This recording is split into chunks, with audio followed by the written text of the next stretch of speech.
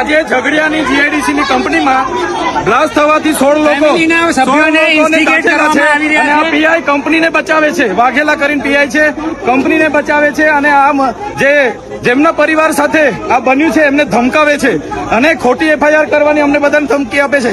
એટલે તમામ લોકોને મારે વિનંતી છે, આ કંપનીના લોકેશન પર બધા જ અહીંયા આવે, કેમ કે આ 16 પરિવારો દાઝેલા છે, 2 જણના મૃત્યુ થયા છે. 3 દિવસથી 4 દિવસથી કંપની જવાબ નથી આપતી.